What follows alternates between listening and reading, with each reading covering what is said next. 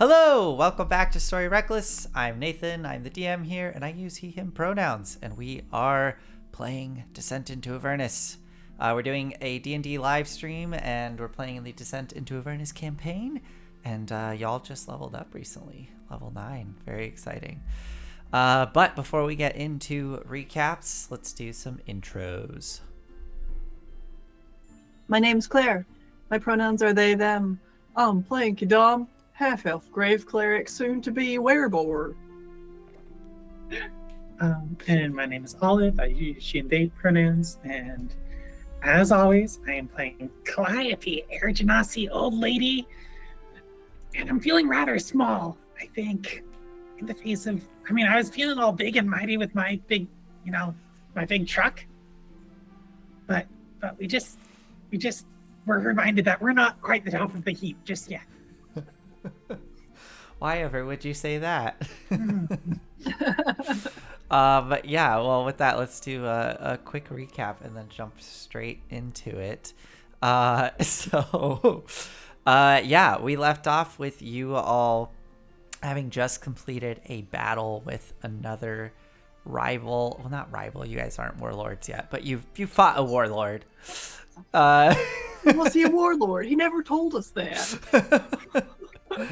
But yes, you fought Ragadraga and his gang, defeated them all, and with only leaving Ragadraga alive, you proceeded to ask Ragadraga some questions, mainly Kadam being very curious about their potential new affliction of lycanthropy.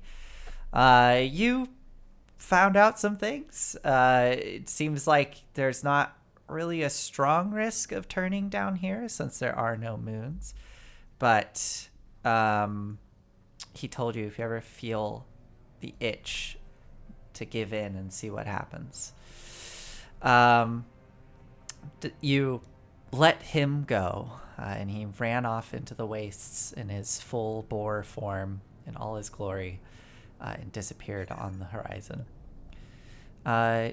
Traveling on, you spent a night in an ancient ruin that appeared to be an ancient bathhouse buried in the sand and dirt. And that evening, Kadam, you spent some time and did a little soul searching, perhaps. Soul. Har har. Yeah.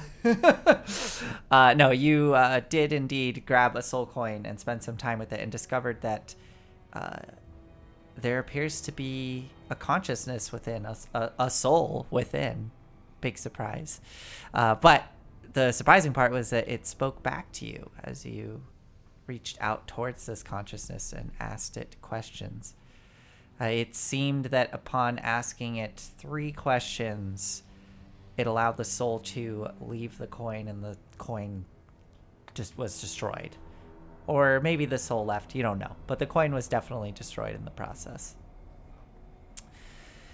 You asked Gargouth some questions for clarification. He gave you some answers. But yeah, you now have that little bit of information about soul coins. Setting out the next day? Question mark? Oh my god, that reminds me. I have to update the calendar. Holy crap. 10 days have gone by on the material plane. And it is only day 6 in Avernus. Oh my gosh, that's two months have gone by. It's the middle of what? Oh, it's the end of Eliant. End of Elliot? Okay, Yeah. End of September. Oh gosh. And indeed, we did pass Kadam's birthday. So happy birthday, Kadam. Thank you. It's been a real interesting one. There we go. I updated the calendar. I'm glad I remembered that. That would have been kind of sad for me to have not updated that. But you, you set out and traveled for, God, another 8 hours in your machines, rumbling across Avernus, till eventually you saw, looming on the horizon, sitting atop kind of a mesa, a tall, dark spire that grew and grew and grew as you drew closer. you took a moment to pull over and discuss what to do, and decided you're gonna just drive straight up to the base and see if you can, I guess, parlay with Arkhan and get what you want. Rumbling up to the base of the tower as you approach Calliope, you saw a little too late the massive white dragon sitting atop the tower as it leapt off and plummeted down in your direction, slamming into the earth, into the hellish earth, and roared at you all as you came screeching to a halt in your war machines, and a croaking voice boomed out from the tower, asking you all to, I believe, to state your business. I can't remember exactly what I said, but I think they just laughed. Yeah, I think they laughed and said, "Oh, we have guests." That sounds right. Yeah. So my notes say, "What guests do we have here?" With there we go. 5 R's. Here, what's 5 R's? Yes, it's a croaky pirate. No. So let's pick up there. So the machines have come screeching to a halt. There in front of you is this dragon, this huge dragon, probably approaching 25 feet in length, as it's sitting there, wings outstretched, growling at you, and you can see that turtle figure there at the above the massive double doors of the tower, leaning over the ramparts of the kind of rounded ramparts that do the full circumference of the base of the tower here. 30 feet up. But this turtle is leaning out over the ramparts, looking at you all, the neck kind of snaking out, the huge, dark, almost obsidian-like shell, almost getting lost in the darkness of the tower. But they look down at you all and continue. Well, now, state your business. Who are you and why have you come? And you all are, I'm assuming, sitting inside the machines, yes? Yeah, I think Calliope's up in the front one. I think with Pip. Okay. And then I think Kadam and Valor were coming up the rear. And it seems like Claire may have frozen. Oh, wow, yes. Very, very Claire has frozen. I was like, wow, Claire is so stoic. The most stoic. This serious business. Yeah. We may have to pause a moment here. I think Claire was having some technical difficulties. Well, Yeah. Calliope, yeah, what about you as Kadam's vehicle comes slowing to a halt behind you? Hi, yes, hello. We're seeking audience with Arkhan. And are you kind of popping out of the hatch? Yeah, of the yeah, vehicle? just like kind of like popping out like tank style out the top, I guess. Okay, yeah. So as the hatch pops open and you pull yourself out, saying that, you see the eyes of this turtle narrow and the neck crane even further out, looking down at you, cocking their head. Arkhan. Well, Oh, just us now. You and me. There we go. Do a quick Hi. hello. Hello. There we go. I think we're set. Okay. Yes, so you call out saying you're here to do business with Arkhan, and this turtle's head cranes down, looking down at you, Calliope. Business with Arkhan. Well, you'll have to first communicate with me. What do you have to bring, Arkhan? What value do you bring? Information, perhaps? Some information that could change the balance of power down in Avernus. We hail from up over that way, the big city that just came down, El Toro. I've been hearing rumblings of that. I see that she's accomplished one of her goals. Well then, that information isn't that valuable to us. What else do you have to offer? Some tribute, of course. It would be rude of us to not bring party favors. And I'll bring out some coins that we got up in the material plane. Some of Tiamat's hoard that seem to have been stolen from her. We are bringing it back to her. And also this mask. All right, so you pull out the dragon mask and some loose change in your hands. Okay. I am also going to pull out the hilt of the broken dagger. Okay. So you're in the vehicle behind. Are you going to kind of step out of that vehicle and I will climb on top of the roof of... yeah, I'll just stand on the roof. Okay, so you come crawling out, stand on the roof, and pull the hilt out.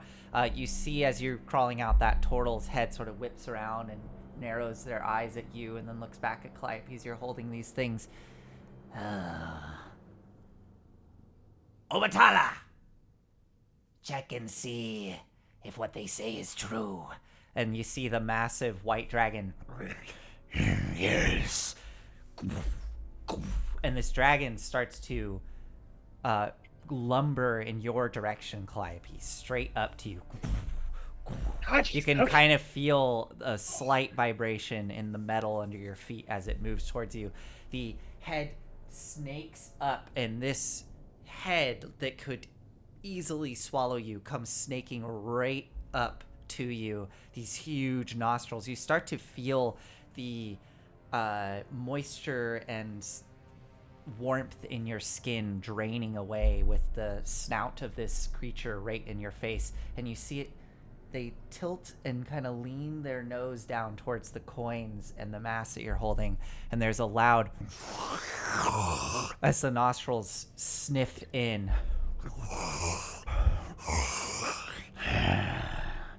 And then the head whips around and looks at you, Kadam. Looks back at the turtle. These are indeed from Tiamat's hoard. It starts lumbering in your direction, Kadam, and the head snakes up straight up to you. You feel your hands starting to go numb as the nostrils begin to sniff in the air around the hilt of the dagger. This one's good too. And the dragon sort of leans back, looking down at you. You see the tongue sort of flick out and lick the jawline as this dragon stares down at you, Kadam. Oh, good. Well, I suppose we could just take that for ourselves right now. Of course, it's yours. No unpleasantness necessary. Oh, well, that's quite polite of you. Obatala, if you don't mind. I'm not your dog. Yes, but I don't want to come down there. Please grab it. Could we perhaps come inside instead of shouting at each other from the ramparts? Not yet. Okay, we've come a long way. Obatala, please. The massive jaw comes towards the hilt of the dagger and just grabs it gently, pulls it away, and then the huge frontal arm just reaches up and tries its best to just grab it, sets it down as it goes towards you, Calliope. The other hand reaches out and extends a palm for you to drop whatever you have. Okay. Just like having to like reach fully out to just like even get over just like a finger probably. And it careful, that one's porcelain. Yes, I know. And Obatala sort of arches back over, goes to the base of the tower, and just kind of stands up to extend their arms up and the mouth up towards this turtle, who sort of gestures over their shoulder, and you see hopping up onto the railing these sort of they are humanoid, definitely undead figures. Kadam, you immediately recognize the kind of way they're moving. These are ghouls. As they leap up and they reach out and start to scoop all the treasure up and take it down below. The turtle looks back at you all. Thank you. I would be willing to take you to Arkhan, but I warn you, if this is all you have to offer, I suspect your meeting will be quite short. Of course. Very well. Give me a moment.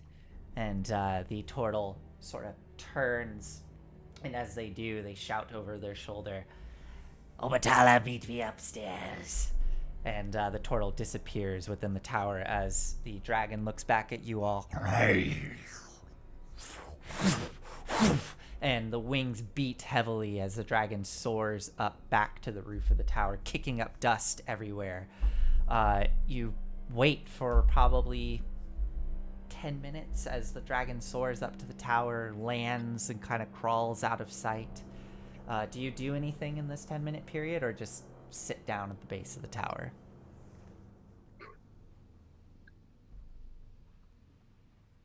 What information do we have? It's just, we know where the sword is hidden, and we just don't know where the sword is hidden. Is that right? Right. I think it's less that we have information and more that we're willing to do some dirty work if they help us. It doesn't cost them anything, and it could throw a huge wrench. Right. Yeah. Cool. All right. Can I like that because it requires us being alive and not something that they can just take from us. Probably. Yeah. Yeah. Can I get a beat on, like... We've seen a dragon, totally expected, very, very normal. Uh-huh. The turtle, sure. Yeah, I can see that. The ghouls, are they... Like, can I tell what species the bodies are? Make a perception roll. 19. 19. It looked to be there was in that moment there were 4 ghouls that crawled up to gather the supplies.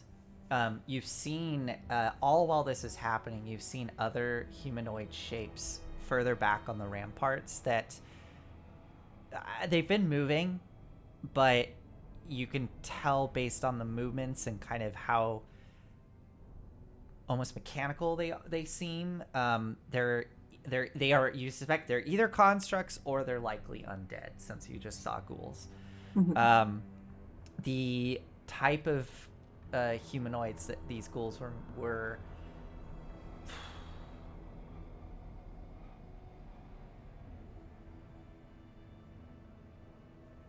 there was I'll say there was 3 of them that looked to be human. One other that was maybe a half orc or a full orc. It's hard to say. Okay. That's weird.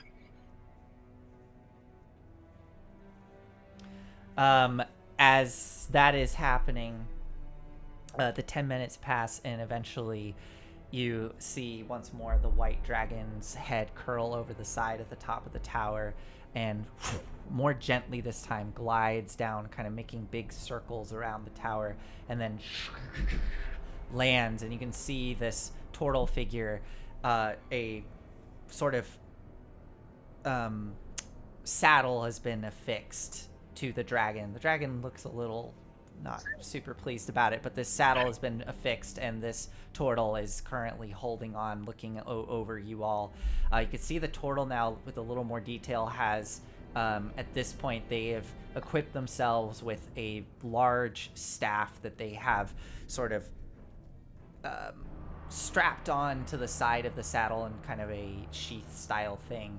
The staff itself looks to be made of a dark metallic material, and the top of it almost goes into a large maul-esque shape, or like a mace.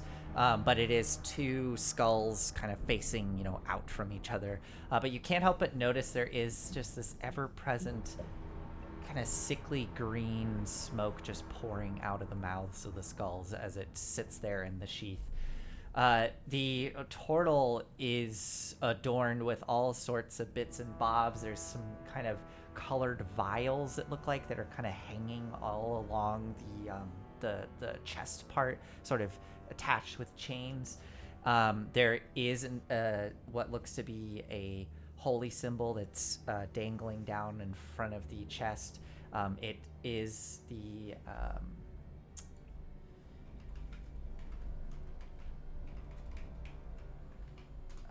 hold on, it is it's like 5 claws going in like a almost ninja star. I don't know how to describe it. Shuriken. Cool. Yeah, it's like 5 claws that kind of radiate outwards like a propeller. I was about to ask if we can do religion to figure out what god it is, then I realized how obvious.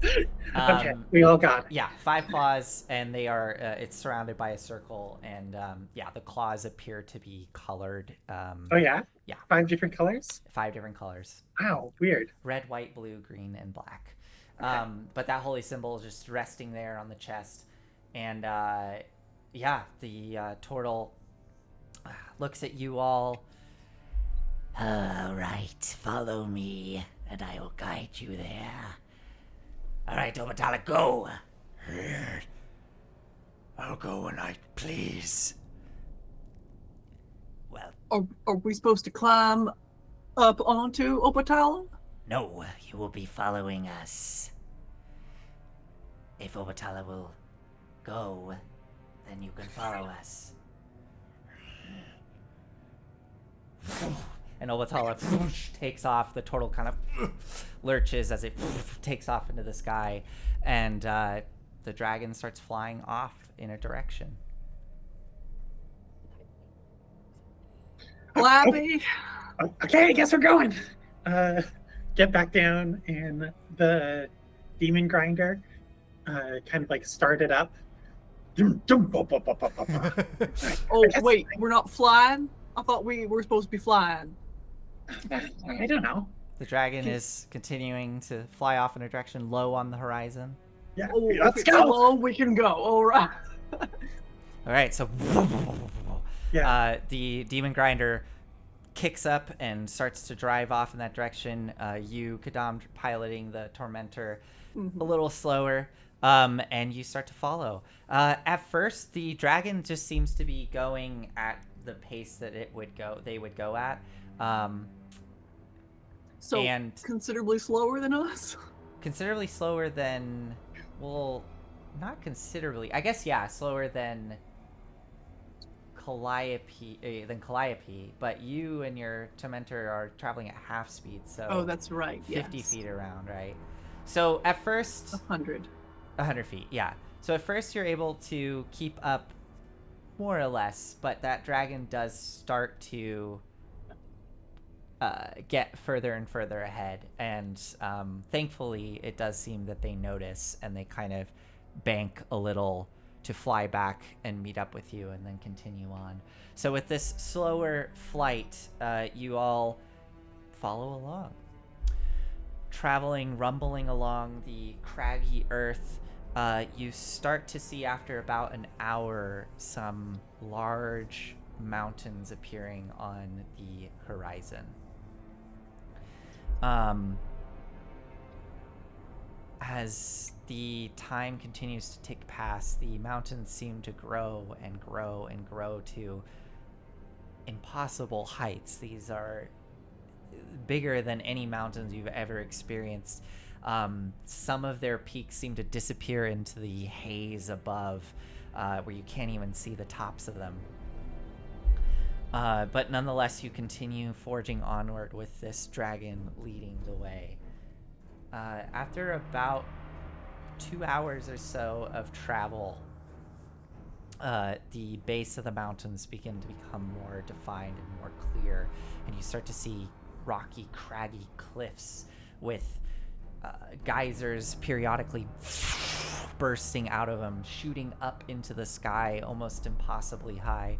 You can see off in the distance, there are just rivulets and waterfalls of slow churning, bubbling lava just pouring down the sides of the cliffs.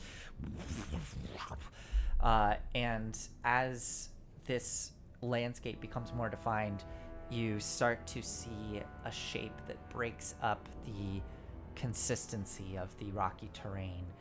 A bleached white, colossal dragon skull embedded in the side of this rocky landscape. This dragon skull could swallow Obatala whole, could swallow probably 4 Obatalas whole. This dragon skull is impossibly large as you start to approach it. It is towering a good 50 feet or more above the rocky landscape below. And there is just perpetual kind of steam and gas pouring out of the various eye sockets and nostrils and gaps in the teeth. And the mouth is indeed agape, exposing a dark interior of a cave extending back with a faint kind of reddish glow within.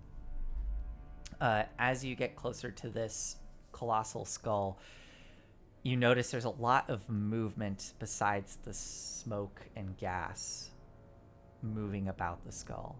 You see what look to be small flying creatures kind of flitting in and out through the various nooks and crannies. But due to the size of the skull, the perspective is so warped that you realize these aren't small creatures. These are probably humanoid sized, if not larger. And you realize that these are the same type of creature that you encountered back at El Terrell. I forget her name. Abishai, I think. Abishai, there we go. Yeah. Jog my memory. But I forget what her name was that you fought. Yeah. The white dragon creature that you fought. I forget her name. I'm also forgetting her name. But there are... Victusa, thank you. There are dozens, maybe hundreds of these creatures that are scurrying about the skull of this colossal dragon and flitting in and out of its various orifices, and eventually, as they take notice of you approaching, you see many of them sort of like stop and perch atop the skull and stare out in your direction. You kind of hear coming across the craggy landscape this chittering of all these creatures sort of excitedly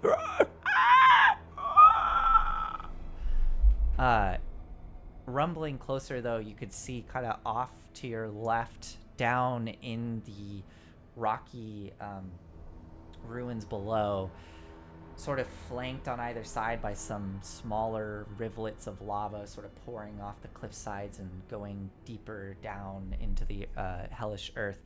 There is what looks to be like an encampment. There is a large, almost lavish war tent that has been set up here at the base of this skull.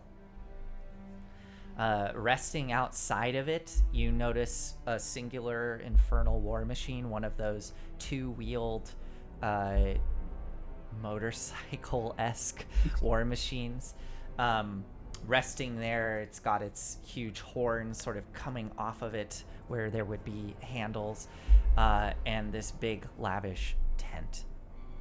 The white dragon in front of you sort of picks up speed, getting out in front of you, and curls around to where the tent is and lets out a large roar as it curls overhead. And you see, as you're approaching, the tent flap sort of flick open and a figure look up and then quickly dart back inside. The dragon... Yes? Kadam? Can we see who that might be? Make a perception roll. 16. 16, you can just barely make out this figure was quite large. Like, I would say with 16, you can barely make out that they were very massive, and they seem to have 2 huge horns coming off the head before they dipped inside. The white dragon curls and comes to a softer landing to the side of the tent as your machines come riding up. Are you going to pull right up in front of the tent? Yup. Sure am. Okay. Just let me know at any point if you do something other than what I am describing. Fire the ballistas! So the machines come to a stop, and you see the turtle's head is leaning down and talking to someone. As at this point, as you're pulling up, you can see that larger figure has stepped out of the tent and walked right up to the turtle. The turtle's leaning down and speaking to them. The large figure now, you can see, is a hulking minotaur, deep like black fur and skin, like a full like deep black bull with these huge curving horns, and the adornments really pop on the like kind of, and this is a rippling muscled bound minotaur, just like full on just the most muscly minotaur you could think of. But the adornments are like popping almost beautifully on this creature. They are all gold with like red gems and rubies. These beautiful gold bracers and like a almost golden oh god, what do you call that? It's basically like a skirt, but it's like the Roman kind of esque, like, you know what I'm talking about? Yeah. Like Roman soldiers have that kind of skirt thing that's like, I want to say comma, but I think that's from Star Wars. yeah, I don't know. It's a skirt basically. A comma is it's a tunic. Tunic. I'm not remembering what these are called right now, but you know what I'm describing. I know what you're talking that about. type of thing, but it is black leather adorned with gold and like red gems, and you can see the front area where it would almost be like a belt buckle. There is just like this kind of devilish face in it. Not quite Gargouth-esque, a little more not quite as sinister, I suppose. But this we have a special boy. yeah. And this minotaur seems to have one huge like scimitar-esque great sword that is just like resting on their shoulder as they're speaking to the turtle. As the vehicles come to a stop, you all are inside and kind of looking out of your various viewports. What do you do? Is it weird to find a minotaur here? Like, our only other interaction with minotaurs was specifically with Baphomet trying to come into Avernus.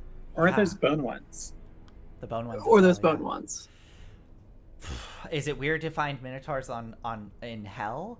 Yeah. I guess make a religion check. Well, it's not bad. 18. Okay. So we've established Kadam doesn't have the best like religious background when it comes to. I know about the planes. gods, not Yeah. necessarily about the lower planes. Honestly, I don't think you have any point frame of reference as to whether this is weird or not. What I'll give you though is that you said an 18. Mm-hmm. It's like you have now experienced planar travel. So the fact that there is a minotaur here just means that it could mean that this minotaur just has either is powerful enough to do that or has allies that can do that for them. Okay. So it's not necessarily weird. It's maybe rare, I guess, which Okay. I guess is a different way of saying weird. I don't know, but yeah, sure. You suspect it's rare, but not like, yeah. Cool. You don't expect they're native, I guess, or Yeah. native to the plane. Yeah. Yeah. What do you do? You're in your vehicles. What are you gonna do? You're in your separate vehicles as well.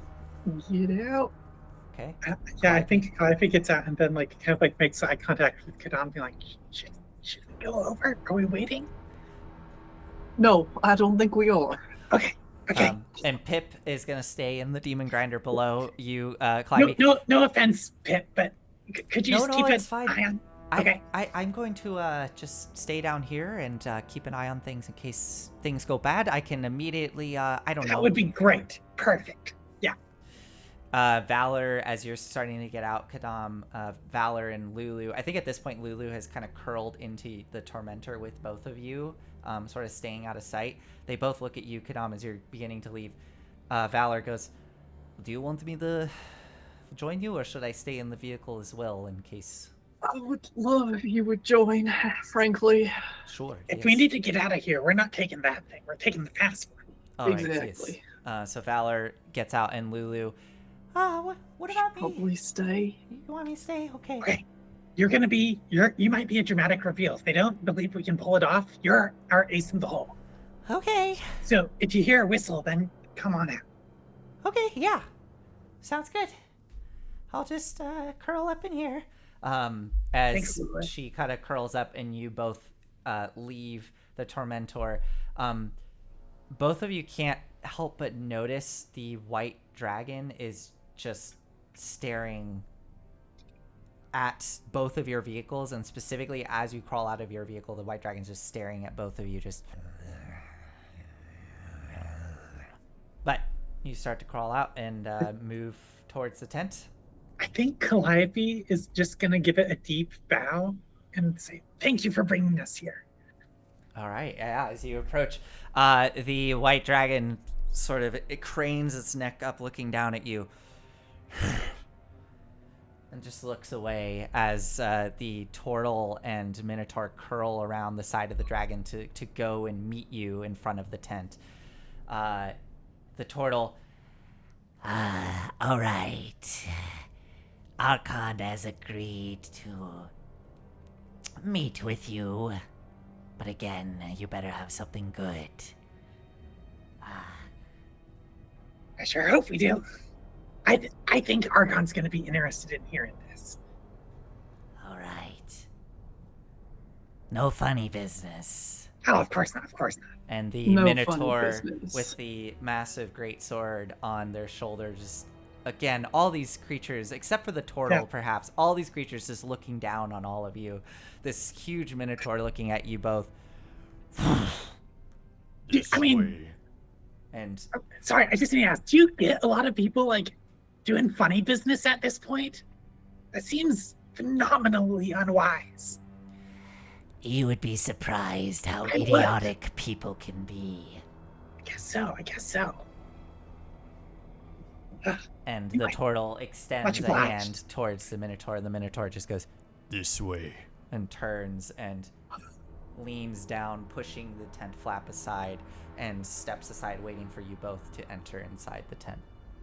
What does the Minotaur smell like? Can I just like get a whiff of him as I go by? Make a perception check, Kadam. I love playing with you. 17.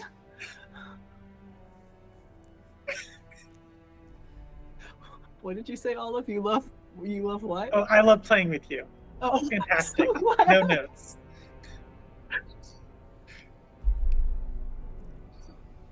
Also, does Kidam try to hide the fact that they're just gonna like, breathe in or whatever? The minotaur has a very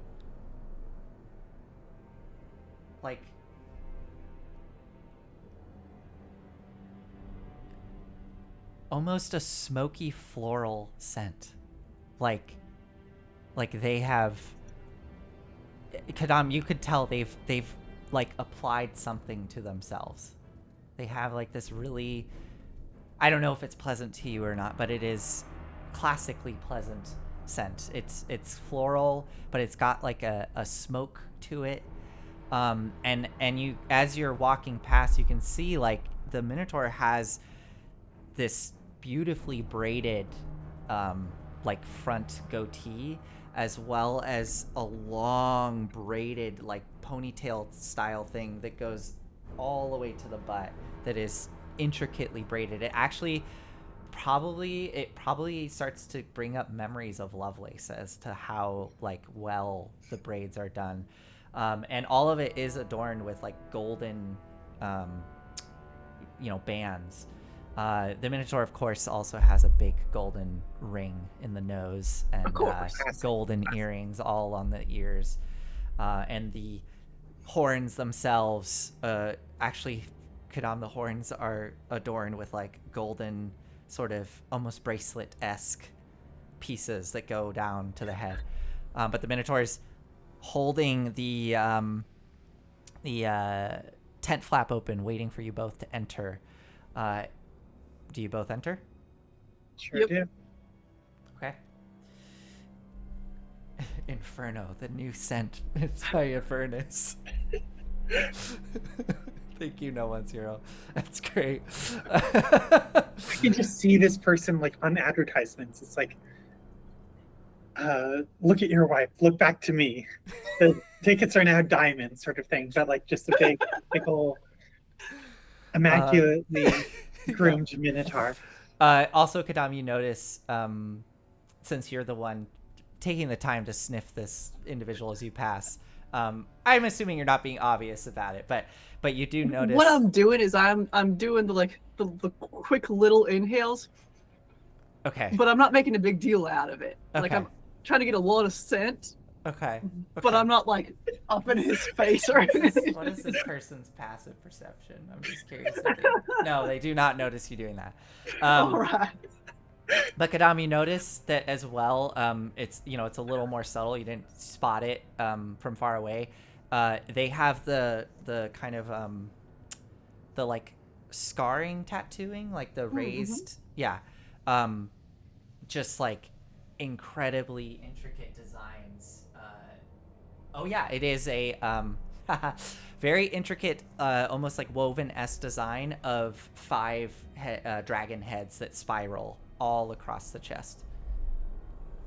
But you both enter into the tent. Taste test next. You both. I think they'll notice that if you do that. You both enter into this tent. It is well lit within, all with what look to be like oil lanterns that have been set up all around this space. It is quite warm within here. There is,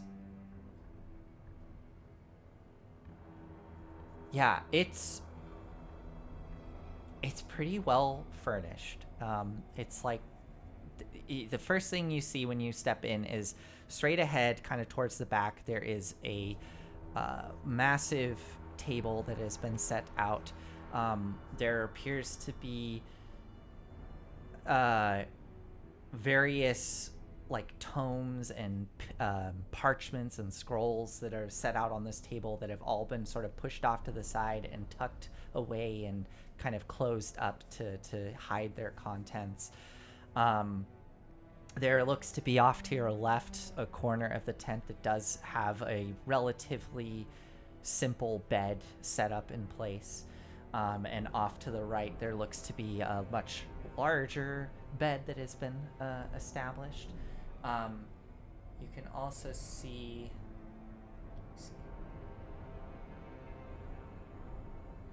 you can also see...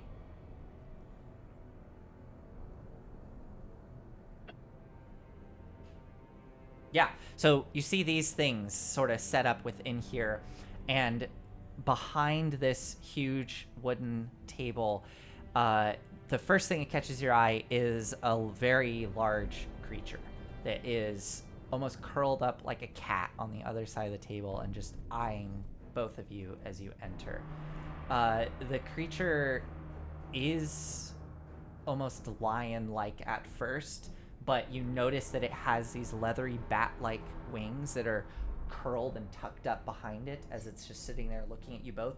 And the tail that's flicking behind it has these barbed spines protruding off of it. And the face, as you start to read more of the detail, you realize is way too human-like. It's this very unsettling, uncanny valley humanoid face staring back at you with sort of cat-like features, but the mouth is just way too wide. You can see the seams of the mouth go way too far, and as its mouth kind of opens a little, you see just like almost like shark teeth, just rows and rows of teeth that are within. And there are what look like almost barbs sort of protruding out of the big shaggy mane surrounding this humanoid face. But this creature just sits there like a cat, resting, watching you as you enter with these hungry golden eyes. And standing at its side is a humanoid figure, hands both, well, one hand on the wooden table, the other sort of tucked behind the back as they're staring at you. You see, standing before you, a red dragonborn, big horns that curl up just slightly over the crests of the eyebrows, long snout, protruding horns poking off the sides of the jawline. This dragonborn is wearing very heavy, dark black plate. The plate itself is adorned with accents of gold, and you can see that there is a huge heavy metal sort of centerpiece on the plate armor that again shows the spiraling five-headed form of Tiamat. And resting at the side of this figure is this massive battle axe that looks like it almost has bone built into its hilt and at the top. And this dragonborn staring at you with a huge cape sort of cascading down their back, their left hand tucked behind their back, their right hand sort of placed on the table, leaning forward, looking at you both. So, Kroll tells me you have information. Information that could be of use to me. Come closer. I will approach. Calliope, hands on the bag. Yeah, walking alongside. I think slightly behind Kadam. Oh, never good at these social functions. Arkhan straightens, tilts his head, and takes his hand off the table, tucks it behind his back, so he's standing almost at a attentive militaristic pose, looking at you both. Come now. What information do you have? Information, a couple of objects, and a proposal. I will pull out the dagger, like the blade of the dagger, as well as the 6 copper, I believe it was. Okay. And 1 gold piece Okay. left over from the Tiamat distribution, and place it on the table there before him. Okay. And Calliope, what do you have in? You have a bag as well, or are you gonna? Oh, I've already given all my stuff. Oh, okay. Is this a place where we can speak freely? Yes. What kind of a yes was that? Make an insight check. Was that I don't think you have info worthy of, oh yes.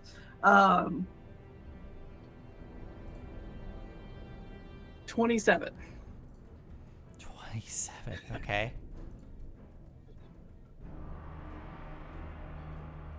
Hold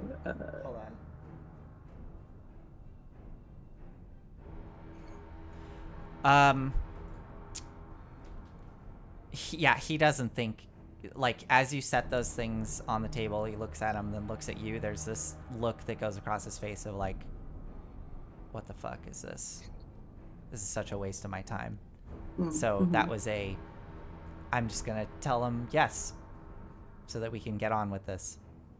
You can see there's like an impatience growing very rapidly. We are interested in raising the city of Elturel back to the surface, and in exchange putting Tiamat where Zariel currently sits. In exchange for her assistance.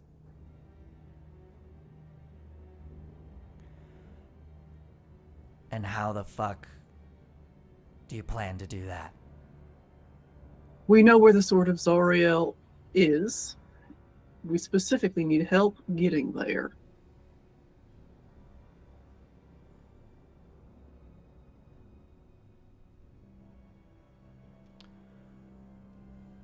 What type of help? Have you heard of the Bleeding Citadel?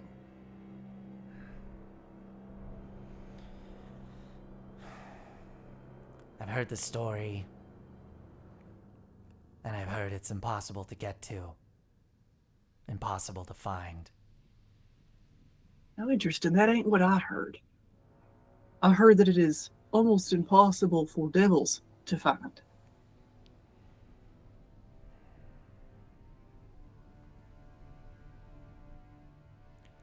All right, so you know where it is?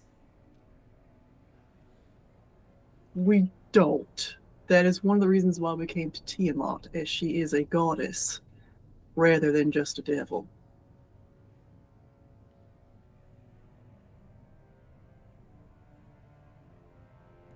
So you wish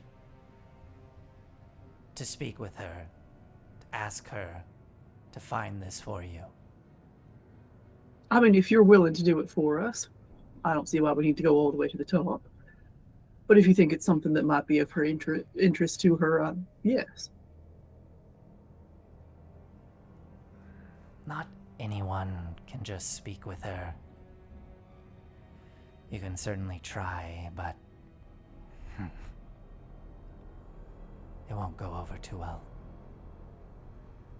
We figured as much. That's why we came to you first.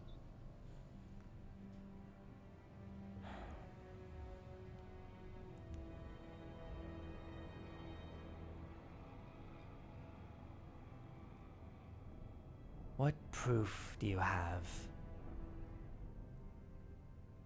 Right now, I would just have to go on your word. I'm going to give as loud a whistle as I can. Okay. Loud whistle rings out. A moment passes, and then the tent flap kind of, and you hear a as the Minotaur sort of bumbles inside, looking past as Lulu comes darting up and fluttering there beside both of you. Hi! Arkhan sort of straightens, eyes go wide. Is that proof enough for you?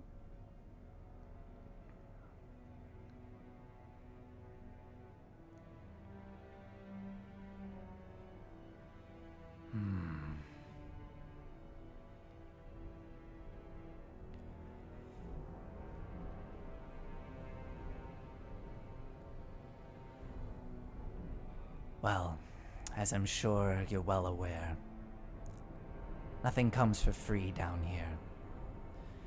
Yes, you've brought back these small pocket change, but that's not going to be enough. You're going to do something for me. And then I talk to her. I will talk to my queen. I see. And what is this favor that you wish?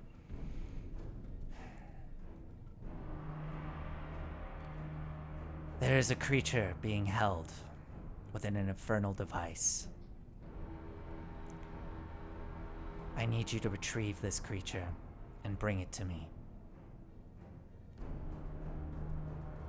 Would love some more details before agreeing to this. The device is known as a demon zapper. It draws in, well, demons. They are, they can't resist. The creature being held within is something that they desire. Something that every ounce of their being wants to destroy.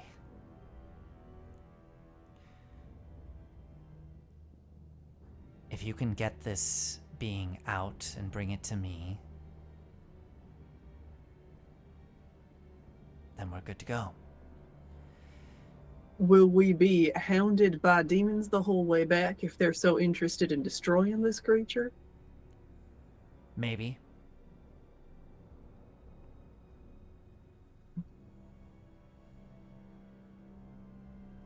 You made it this far. Is this creature able to communicate with us? Yes. Is this creature a celestial? Yes.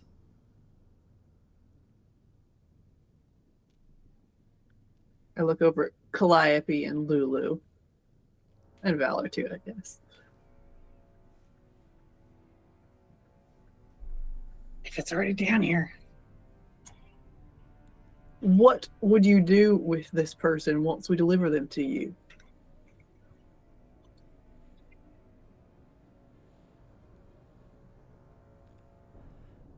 I will be using this on them. And he whips out his left hand, and you see where would be his normal scaly hand is instead a withered, decrepit, pulsating, kind of sickly green looking hand with long black claws, and it looks as though the hand itself is coursing down deeper and deeper into what would be his normal flesh.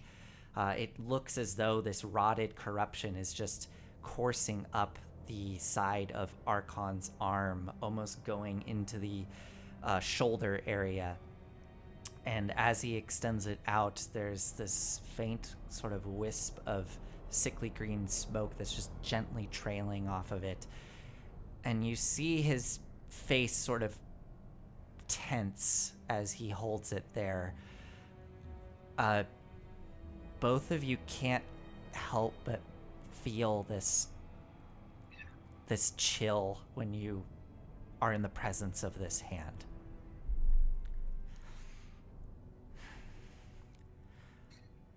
I require that creature.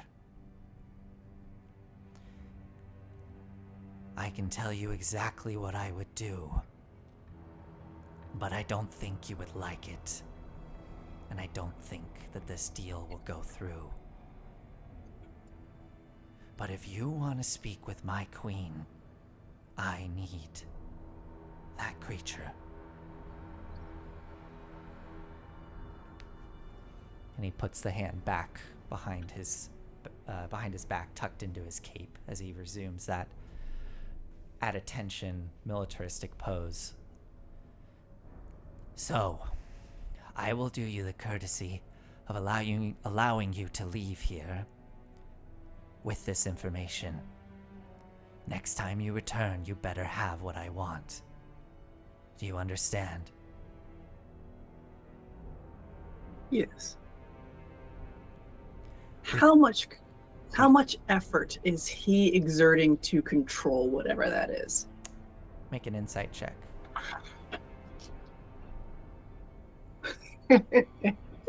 That's a natural 20. Oh my so gosh. 29. An immense amount of effort. You see you realize now he's been in constant pain this entire time. Uh-huh. He, as you say that,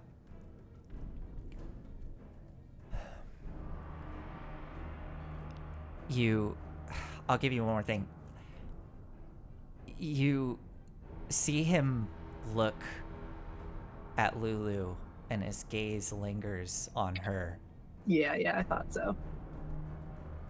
And you see him kind of he's holding something back, and you notice he has to whip his eyes away from her to focus back on you, Kadam. So, do you understand the terms of this arrangement? I do. Where's this demon zapper?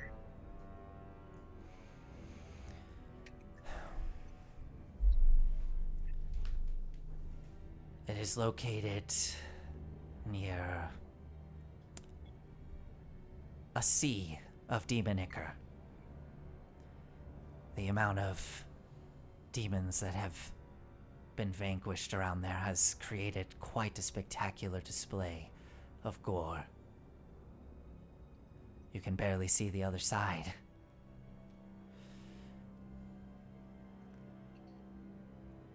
The demon zapper itself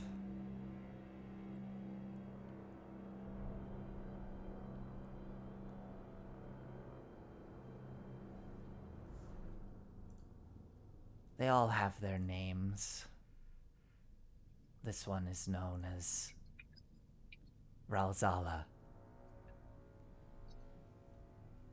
That should help get you there more efficiently.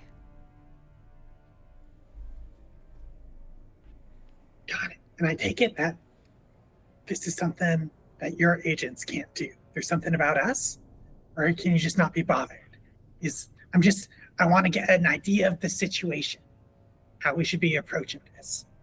If we're agents of you, will we be turned away somehow? The risk is very low. You aren't a fiend as far as I can tell, so you should be fine. Got it.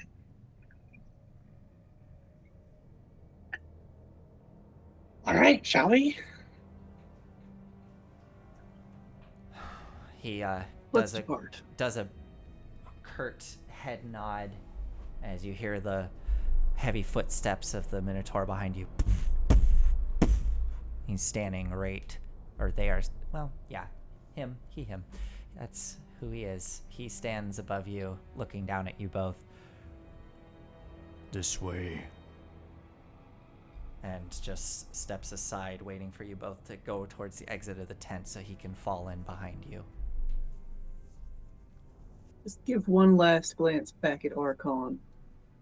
He has turned his back and has approached the sort of strange cat-like creature and is currently gently, like, scratching the side of the creepy humanoid face.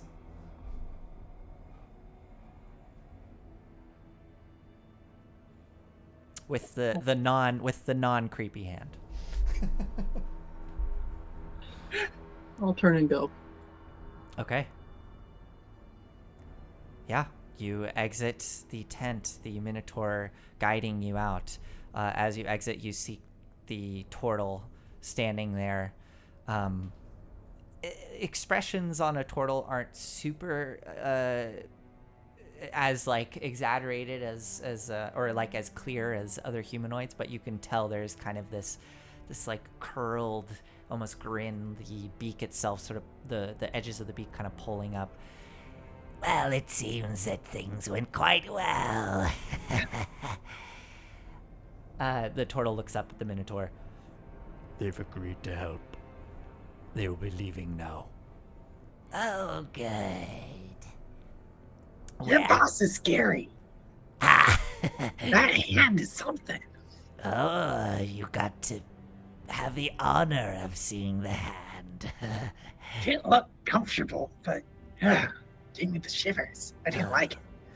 Well, we all do things for the ones we love. Well then, I'll be seeing you, maybe. Obatala, shall we? Yes. And Obatala leans down as the turtle lumbers over and climbs atop the back. What do you all do? .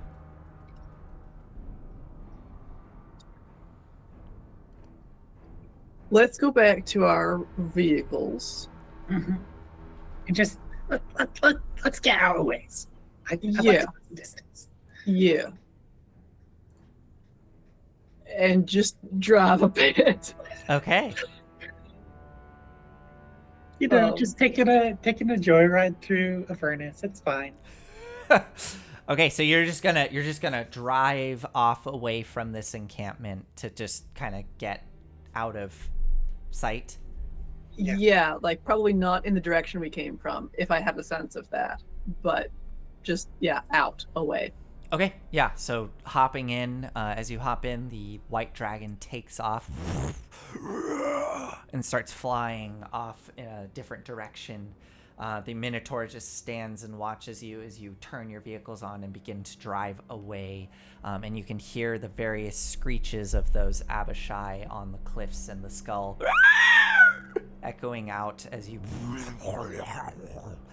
And yeah, you can drive off and away as long as you want. I think probably just like 20 minutes, maybe. Yeah. Like out of sight. Sure. Yeah.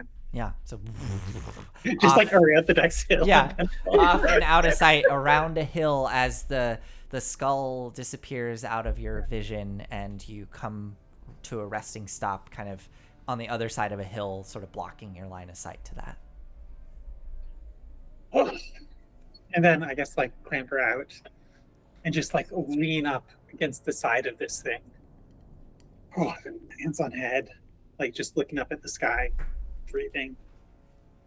You all right? I got scared. Yeah. Honestly, what scared me the most was that he was scared. Yeah? Oh, yeah. How do you reckon? He ain't in control of that hand, not fully. All right. Well, that's a him problem, I think.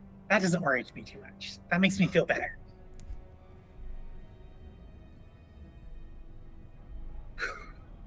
Do you have any idea what that is?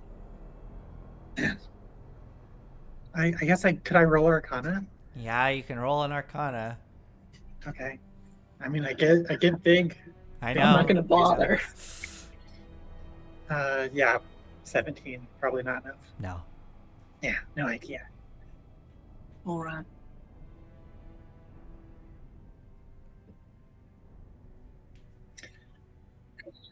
This is a deal with the devil. One of those classic things, like do a bad thing to an innocent creature or a creature good to get what you want. Yeah, Death's will you sink? absolutely. Absolutely. I was wondering when this would come up. Frankly, Yeah. we got farther than I thought we would be able to. Yeah, I honestly thought it'd go worse back with Mad Maggie. No offense, Pip. It's I was actually surprised too how well it went.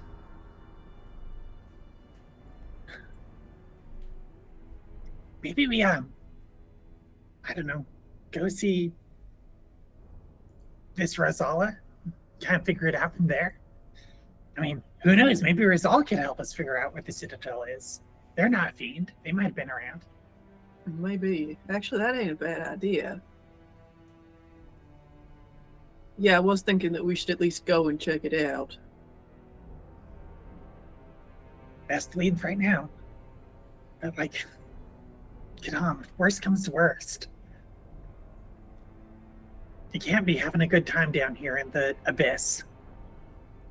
Maybe Hell, but- it gets freed by the hand, unless that hand is one of those like control-y hands, and it gets warped to be a minion of Tiamat. That would be bad. But if maybe it's freed, it can return to its plane. That is a self-justification that will help me sleep at night. Don't look at me like that. I'm absolutely going to look at you like Oh this. my god. I will look at you in whatever tone of voice I care to. That's fair. That's fair. I think we should go and see what's going on, and I mean, at the very least, maybe we can free the Celestial. Yeah. Look over I at want to see this Lulu. demon zapper. Seems ingenious. What a way to take care of him. I wonder why demons are affected and not devils? Well, Arkhan did say that we aren't fiends, Yeah, exactly. which is the more general term for demons and devils. That's demon acre. Yeah, maybe the devils just know to avoid it. Makes sense.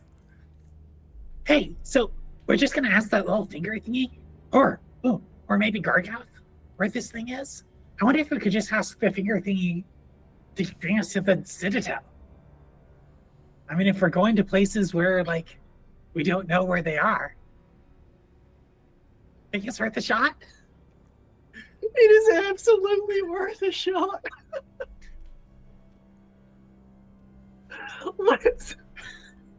Let's do that first. And like, just leave that skull behind. But it was a good shot. I'm glad we got this in the pocket. What's the worst that will happen? Like, we lose drive into time. some chasm and die. I doubt it will work. You can always get lucky. I say we give it an hour, Okay. and I will guide the hand. So what are you gonna do? Hey, Pip, could you get that thing pointing to the Bleeding Citadel? Oh, well, sure. Why didn't we do that for the first right away? Sometimes it takes a while to get here. Pip Inspiration. Just gotta percolate for a bit. will pull or I guess go to the demon grinder where it's sitting and like kind of just look at it and go, all right. Looks back at both of you, sort of like leaning into the vehicle, looking back at you, looking in. Let's see what happens. And you see her kind of like bite her lip as she thinks, and you watch the petrified hand start to twitch a little, start to spin, point in a direction, and then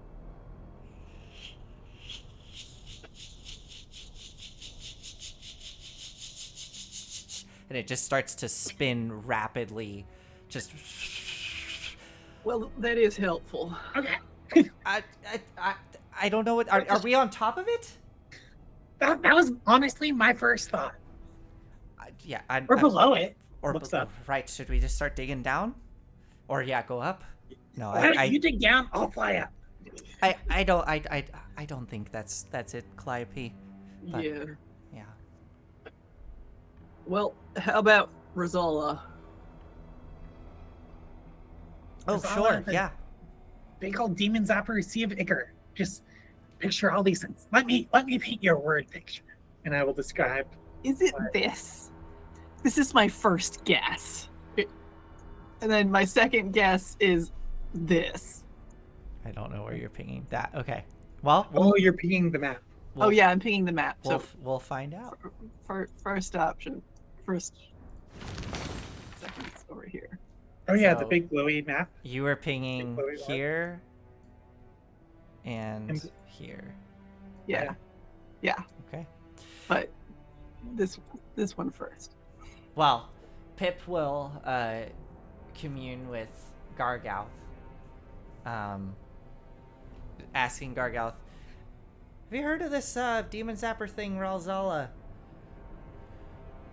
Has he heard of it? Pin guide. Hold on. Gargath maps. I was like, yeah, Gargouth is just generic, deep, gravelly, deep devil voice. Yes. I have heard of that one. That is one of Belle's proudest creations. Sure, I will guide you there. And Pip will start to think of this demon zapper with the help of Gargouth. So...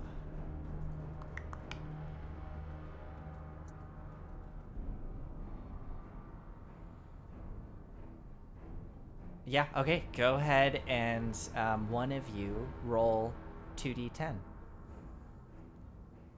Go for it. Okay. All those physical dice. I love rolling those physical dice. Do you want each one or the combination? I need each one. A 4 Mhm. and a 2. Okay, great. Go ahead and roll 2d12. And this one I can just know the total. 2d12 pit fiends. 11. 11, okay. Awesome.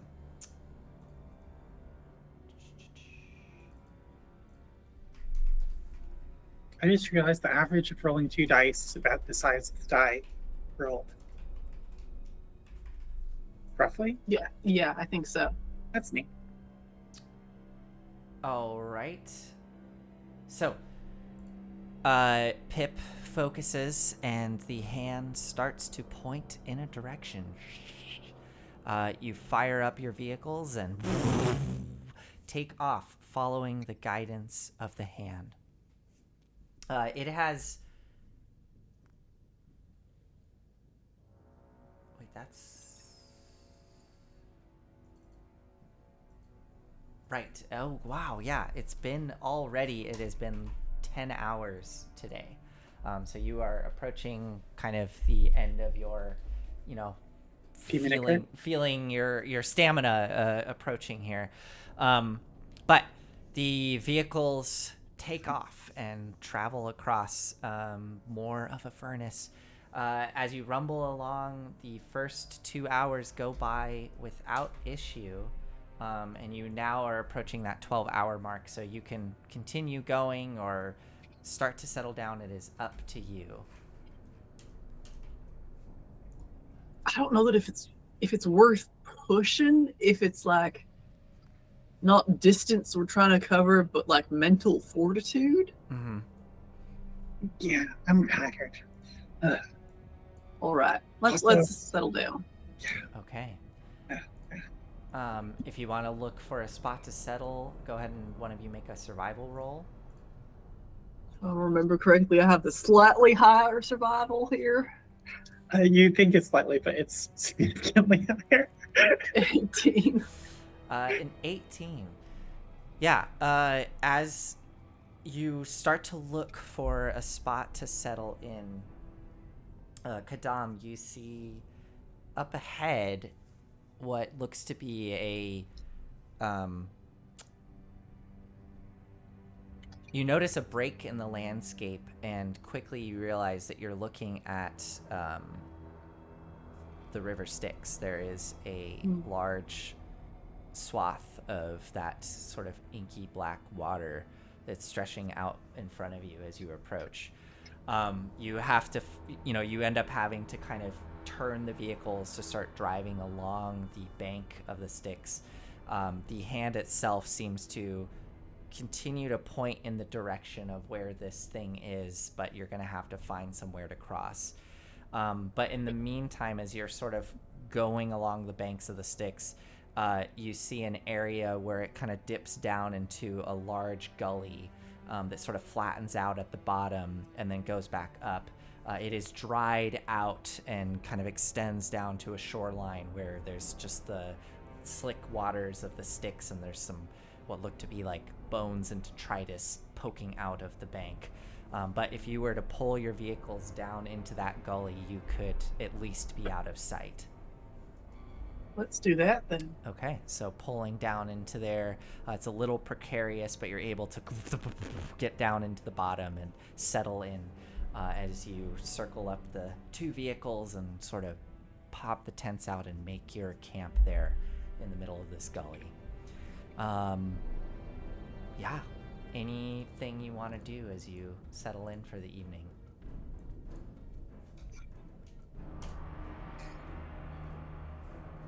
I have a very silly question for Calliope and Valor. Yes? Were Ragadraga and I flirting? Like, was that flirting? When you were asking him questions? There's just a beat, and like Calliope starts cackling.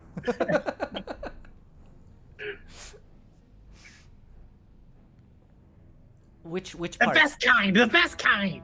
Well, it's yeah. Okay, hold on. Yes, Kedam. So, I just want to clarify. Which part are you talking about? The part where he bit you? The part when you were asking him questions? No, asking him questions. I recognize that it probably weren't a great situation for him, especially seeing as you were sitting on him the whole time.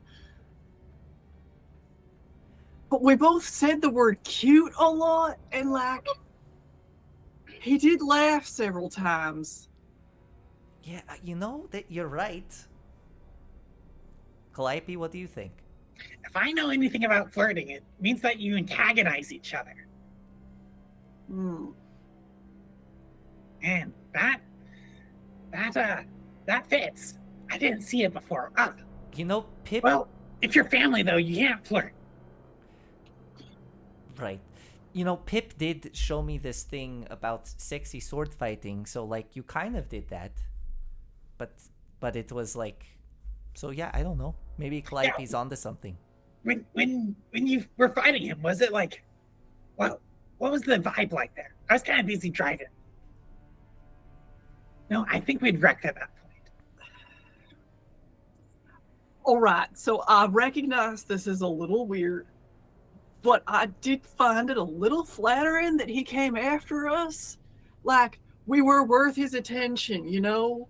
And like us just getting to Avernus and it being us having no idea what's going on. The fact that we were considered a threat or at least interesting by people who have been here a while, like that's flattering, right? Didn't he say that he underestimated us? Like he Yeah. thought we was gonna be easy? Yeah. I guess he definitely took notice of us. I've changed my mind. Kadam, have higher standards. Just because Oh, someone's paying attention to you doesn't I'm mean... interested in him. Okay, I'm glad. Wait, why not? Well, okay, but then no. No, No. really, why not? I don't want to be with someone who thinks that I would be a good person to ransom. Like that ain't a healthy dynamic. That's high. Like that's being held in high esteem. I mean, I know the details are all like, wishy-washy there, but He also did not smell right. Didn't smell right? Yeah. You know how some people smell like friends? I've never thought of it that way. I mean, I know some people smell quite nice. Do I smell like a friend? Yeah. Yeah, you do, Calliope. That's good. That's good. What do I smell like? Calliope will go over and like sniff you as well. What does Valor smell like? I don't want to make this one up. I think like ash at this point and like Ash, sweat from okay. driving. Uh-huh. Yeah. Certainly ash and sweat and probably like you know the scent of like well seasoned meat like Okay. lamb. Yeah. I think there's an undercurrent of that like richness and spiciness as well. Nice. I like it. So do you describe that to Valor? Yeah, I will describe that to her. Okay. That's quite nice. I feel like Yeah, it's I didn't get that. just I just the ash and the sweat. Yeah, we've been driving a while. Yeah, no, it's like for me I just smell the sweat part. I don't know. I normally, but that's really nice, Kadam. I'm gonna try to keep that in mind next time I think I stink. Yeah, I mean, freshly bathed, you smell less like, well, everything. Maybe a little bit more strongly soap. But I don't know. It's kind of nice when people don't bathe regularly, like every day sort of thing. Because then I can just get a better sense of who people are.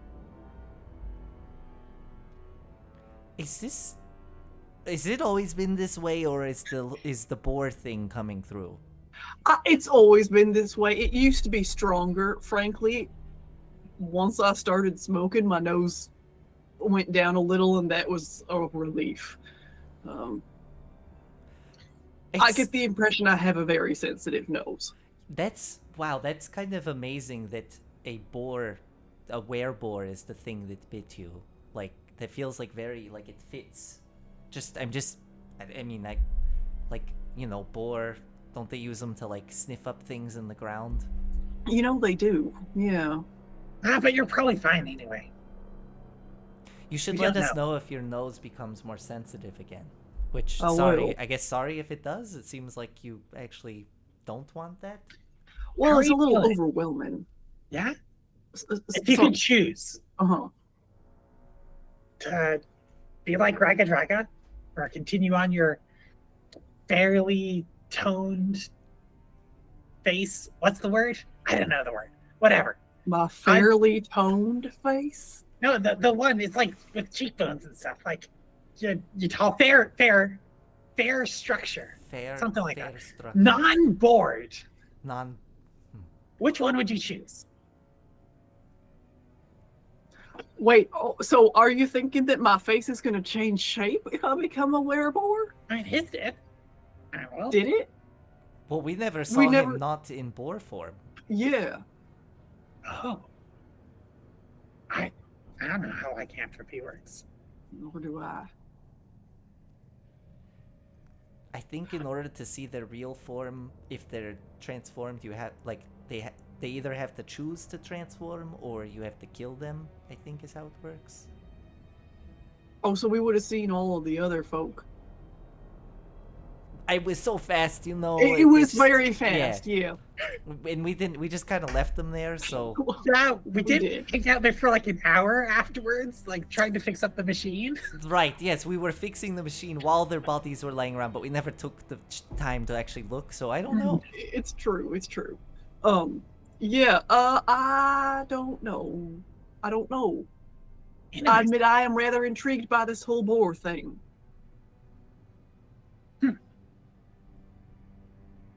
What kinds of folks do you like, Tom? I realize I ain't never seen you taking no interest in anybody. You don't talk about anybody besides your sister on who you're sweet on. Oh, well. You just said that you ought not to flirt with family. Don't you try to put that on me. He already has. You're dodging the question.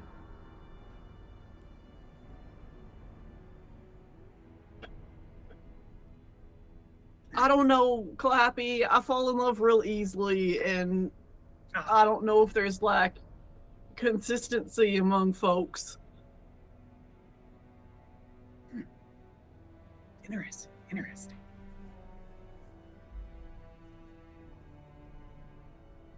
Yeah. Me neither.